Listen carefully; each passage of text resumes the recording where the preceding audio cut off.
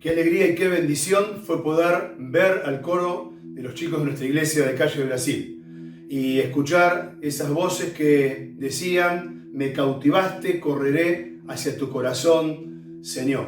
Y realmente nos bendicen con su participación. Esto ha sido íntegramente grabado y editado en esta época tan especial que estamos viviendo, y agradecemos porque cada semana tanto ellos como los hermanos del Ministerio de Alabanza y Adoración nos bendicen con las alabanzas y nos hacen poder adorar al Señor juntos en cada una de nuestras reuniones. Y como ustedes saben muy bien, hoy es el Día del Niño. Y como hacemos todos los años en nuestra iglesia, vamos a orar especialmente por ellos, por cada chico y chica de nuestra iglesia. Y también te invitamos a pensar en algún chico de tu familia, ¿sí?, o ser querido que tengas en mente, y entonces unirnos en oración por cada uno de ellos, para que el Señor obre de manera muy especial en la vida de cada uno de ellos. Oramos al Señor. Señor, te damos gracias en esta oportunidad, porque hemos podido ser ministrados, Señor, por cada uno de estos chicos, con estas letras y esta música que honra tu nombre. Te damos gracias por todo lo que hacen posible esto, el Ministerio de Alabanza y de Adoración.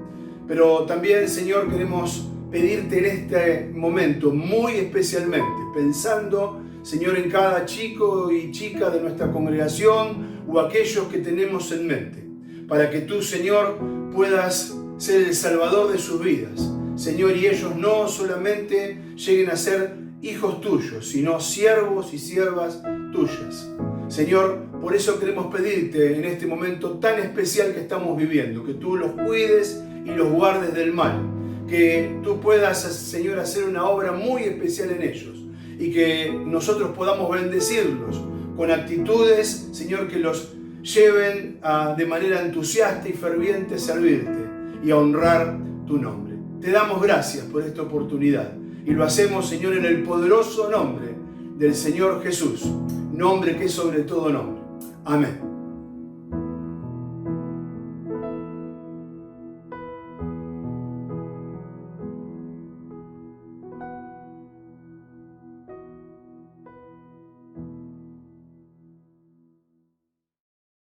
Muy buenos días, queridos hermanos.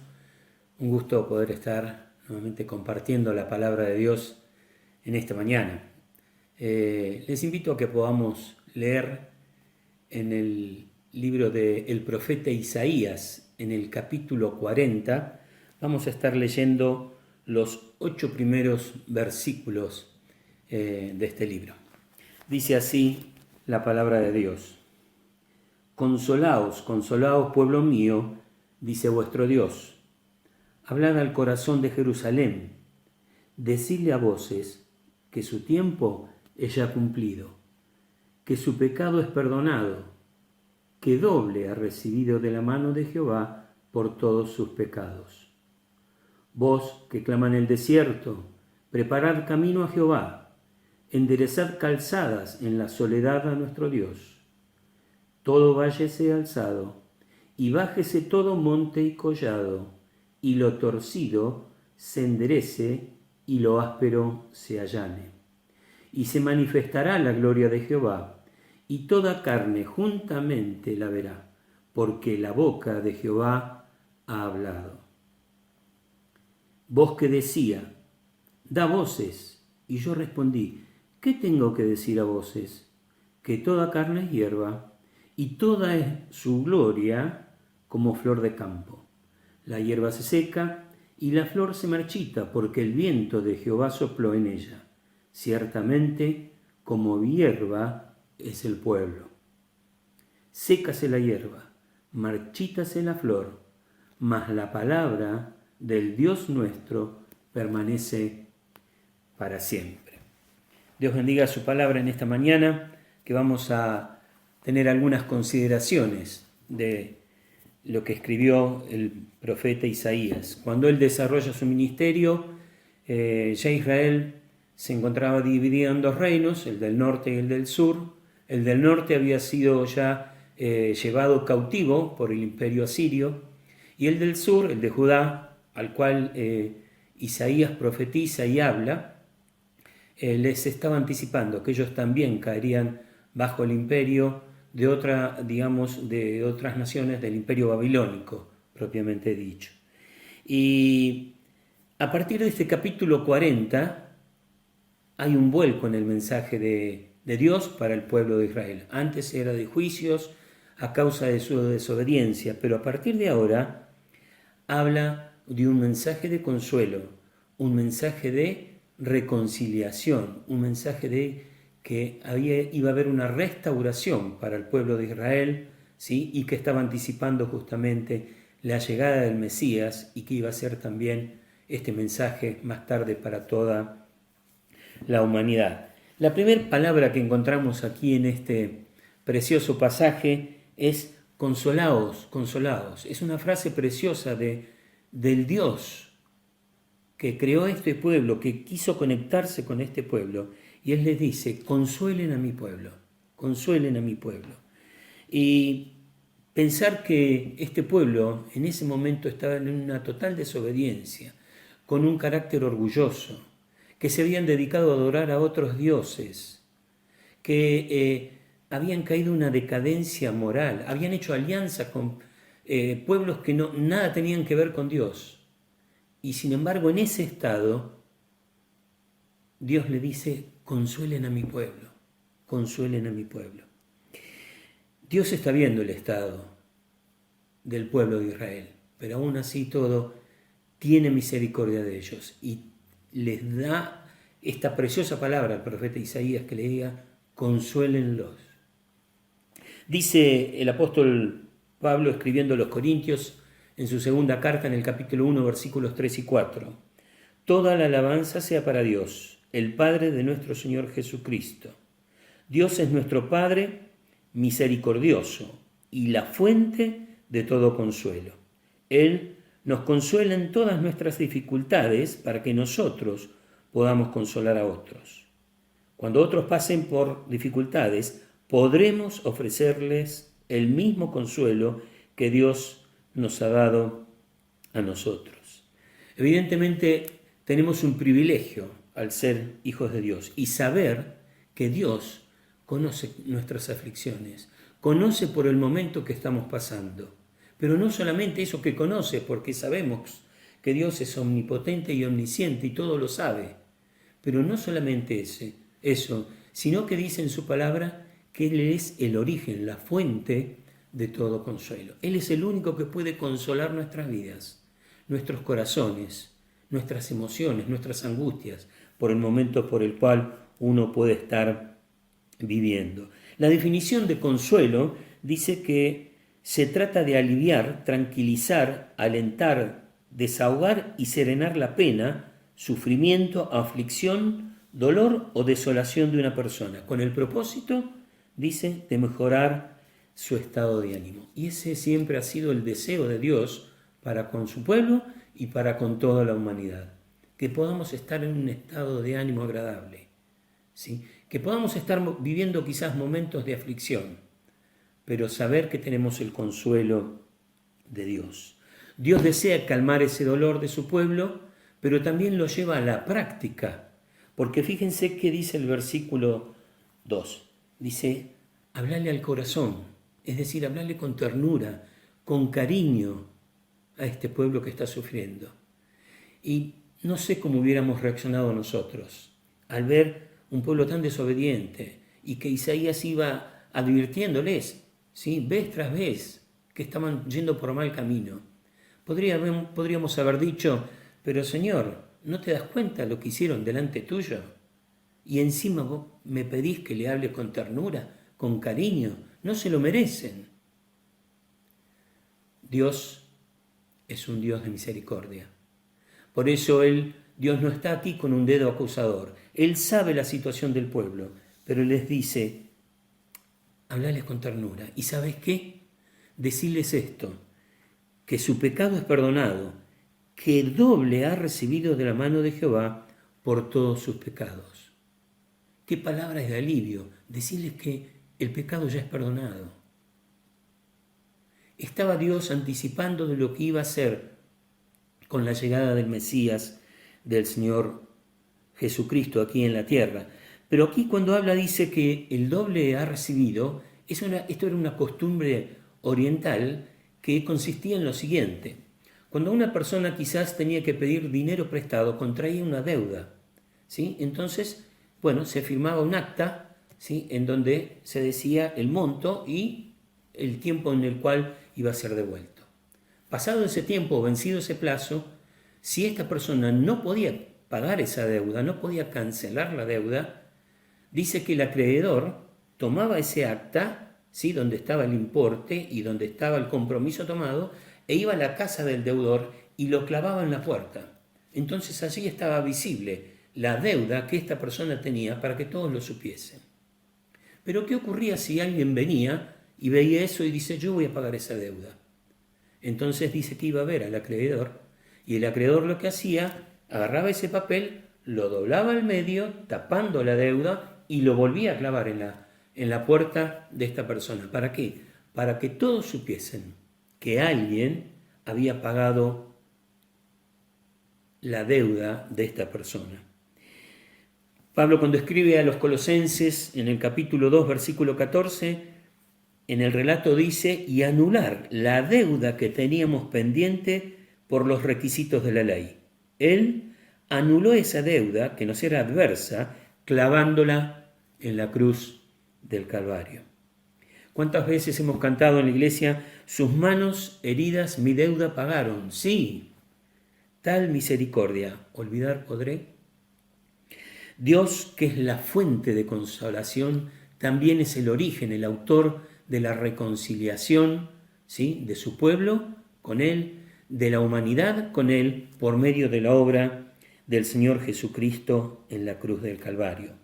Pero no solamente que Cristo pagó esa deuda, la clavó allí en la cruz del Calvario, dice el apóstol Pablo también en 2 Corintios 5:19, Dios estaba en Cristo reconciliando consigo al mundo, no tomándoles en cuenta a los hombres sus pecados, y nos encargó a nosotros la palabra de la reconciliación.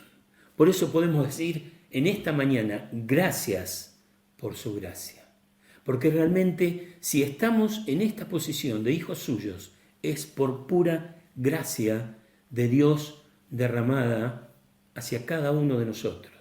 En realidad lo derramó a toda la humanidad, pero falta el paso de fe y decisión de cada persona que pueda comprender que está bajo condenación y que necesita el consuelo de Dios, necesita la reconciliación de Dios que viene por medio del Señor Jesucristo. Pero acá el apóstol Pablo nos da un mensaje, ¿sí?, que dice, bueno, pero esta reconciliación que yo les estoy anunciando, ahora ustedes son responsables. Es decir, que la iglesia hoy es responsable de llevar un mensaje de consuelo de parte de Dios, un mensaje de reconciliación por medio de Jesucristo a este mundo, a un mundo que está perdido, que perdió el rumbo, que perdió las esperanzas, que perdió la confianza y pensando que podía tener seguridad teniendo dinero, o teniendo poder político, o teniendo poder armamentista. Vimos como en estos 5 meses, o desde noviembre del año pasado, que empezó este virus, que se convirtió en una pandemia, absolutamente nada sirve para confiar en lo que el hombre puede levantar o puede hacer con sus propias manos. Dios es el único camino para nuestra consolación y para nuestra reconciliación. Pero avanza aquí el profeta Isaías y en los versículos 3 y 4 que hemos leído no hay duda que está anunciando, cuando dice voz de que clama en el desierto, anunciando lo que iba a hacer Juan el Bautista, que estaba preparando el camino para la llegada del Mesías, el Cordero de Dios. Él anunció que quita el pecado del mundo. Él estaba preparando ese camino.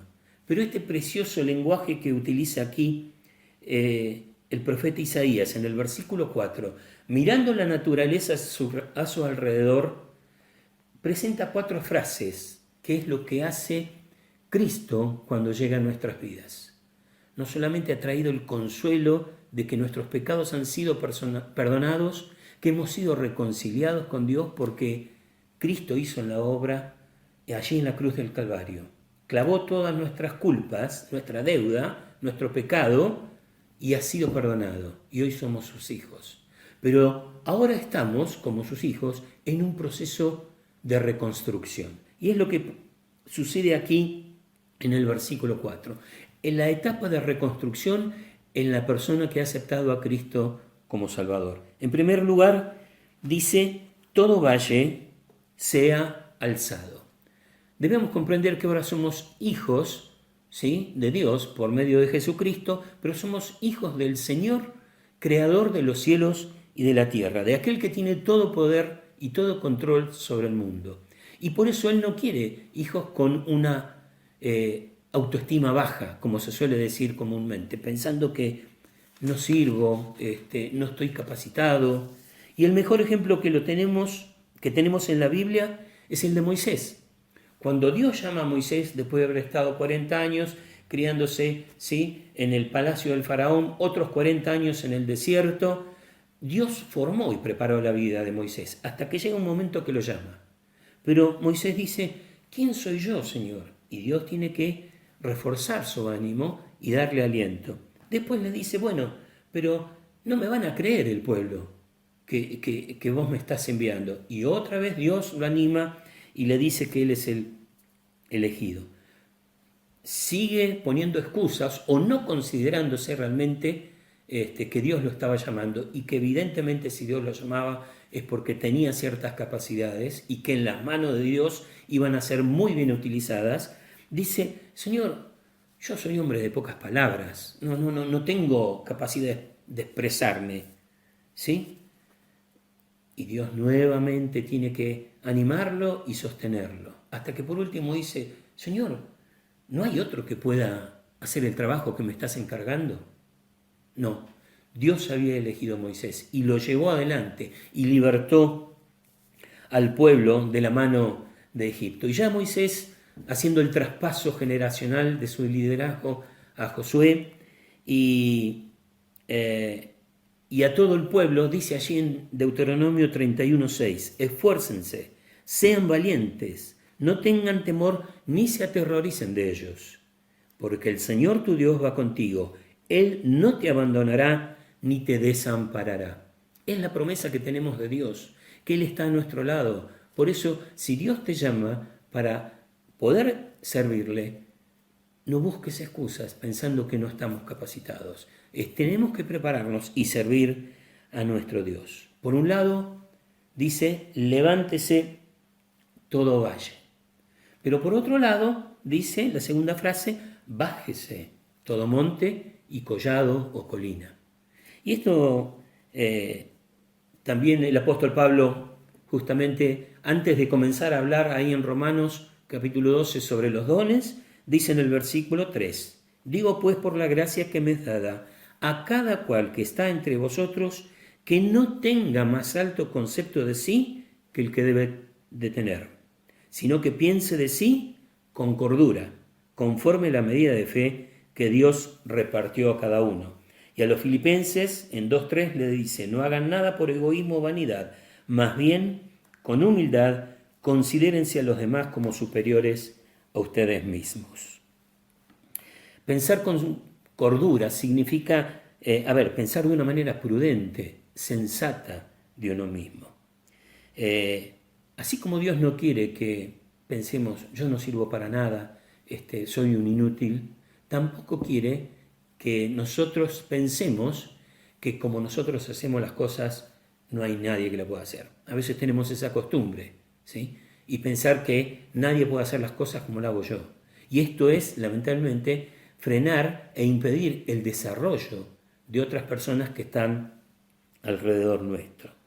La iglesia es representada como un cuerpo, ¿sí? Y un cuerpo está compuesto de distintas partes y se necesitan unos de otros, ¿sí? Y son necesarios unos a otros, ¿para qué? Para que el cuerpo pueda desenvolverse normalmente y correctamente. Es decir, que todos somos útiles para la obra del Señor. Cualquiera sea la función que estemos desarrollando en la iglesia, no nos da el derecho a alimentar nuestro ego, ¿sí? O nuestro orgullo, sino que justamente, como dice el apóstol Pablo, a ver, cuando estés con otro, considérate que él es superior a vos. Por más quizás conocimientos que tengas, y justamente a mayor conocimiento tendríamos que tener mayor sabiduría. Y entonces esto habla del trato de unos con otros. Nos necesitamos unos a otros. Estamos para servirnos unos a otros, no para que nos atiendan a nosotros, no para ser el centro solamente de atención del grupo en donde uno se mueve, sino que tenemos que ver la necesidad del otro. Pensando, quien vino aquí a la tierra a cumplir esta obra de reconciliación, el Señor Jesucristo, como dice Pablo, el Rey de Reyes, el Señor de Señores, ante quien toda rodilla se va a doblar algún día, Él no vino acá a la tierra para ser servido, sino para servir a una humanidad lejos y rebelde. Sin embargo, vino para servir. En el proceso de reconstrucción de nuestra vida, debemos permitir que el Espíritu Santo trabaje en nosotros, en aquellas áreas que tiene que moldear.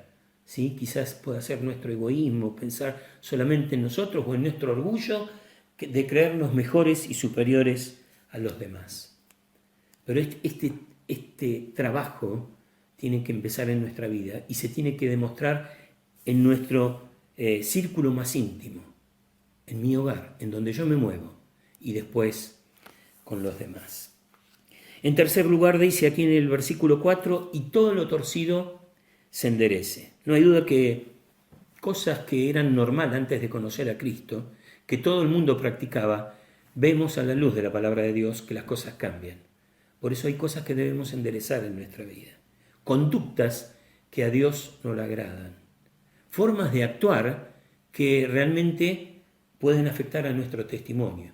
Porque a lo mejor estamos predicando una cosa, estamos hablando de Cristo de una manera, pero resulta ser que nuestra vida y nuestros actos muestran otra cosa. Entonces hay una incoherencia entre lo que decimos y entre lo que hacemos. Debemos hablar de Cristo a otros, pero tiene que estar respaldado por nuestra conducta. Tenemos que revisar qué caminos debemos enderezar para poder realmente llevar el Evangelio, llevar este mensaje de reconciliación. Y por último dice, y lo áspero se allane. Y lo áspero se allane. Eso ya no es algo quizás tan evidente, es algo que pasa nada más que al tacto de la mano. ¿Sí? Como cuando uno está quizás puliendo una pieza y nota que todavía hay asperezas, entonces hay que cada vez pasarle una lija más fina, más fina.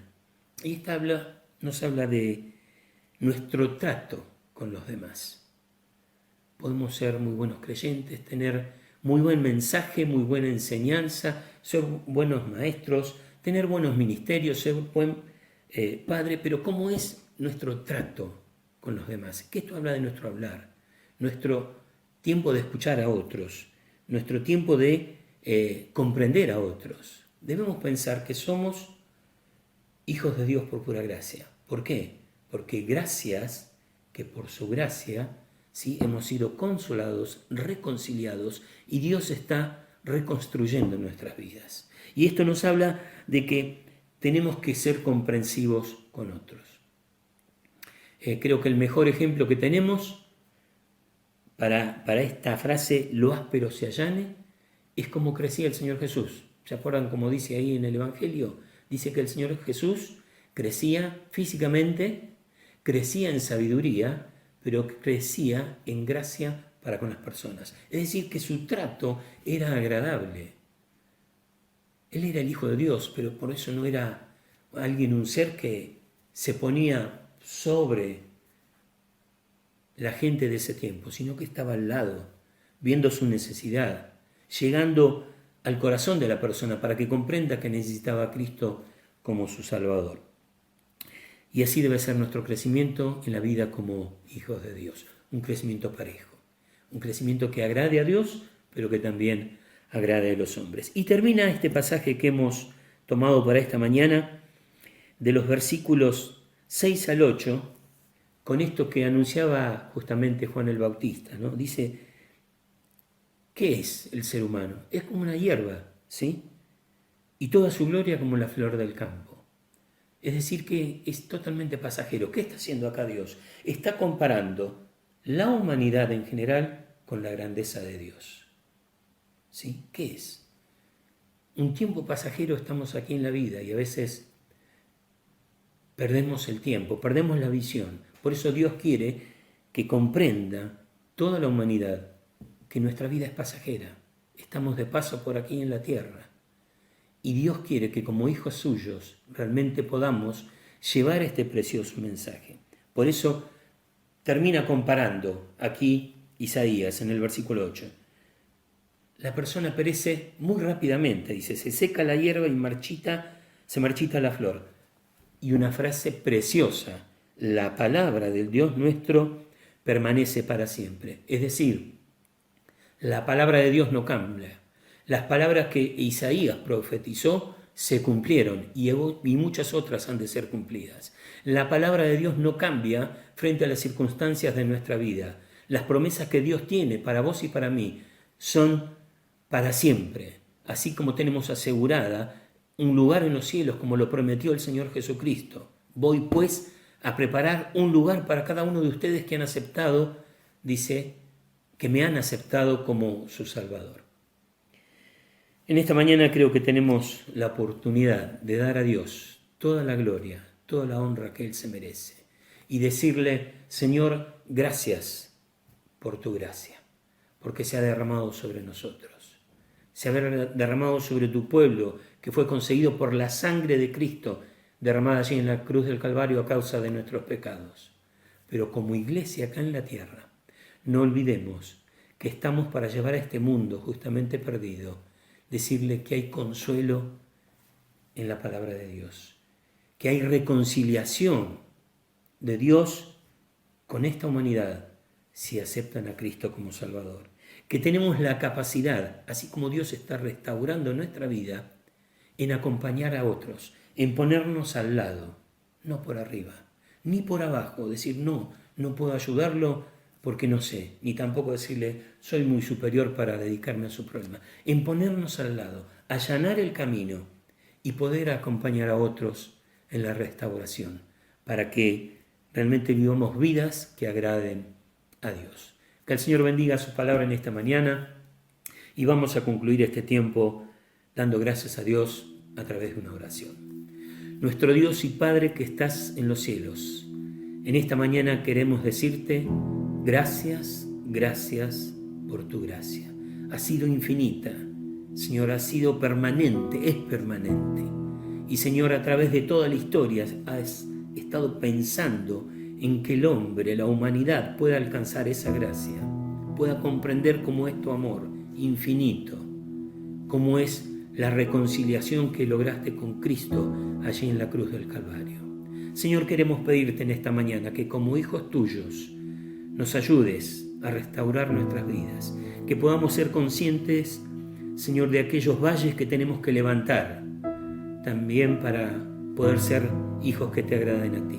Pero que también pensemos, Señor, en aquellos lugares que nos creemos superiores a los demás, para ver, Señor, con los ojos de Cristo nuestra vida, para ser sinceros con nosotros mismos. Señor, que podamos enderezar aquellas cosas que no te agradan y que podamos tener un trato amable para con todos, Señor, no para aquellos con quien nos llevamos bien, sino para con todos.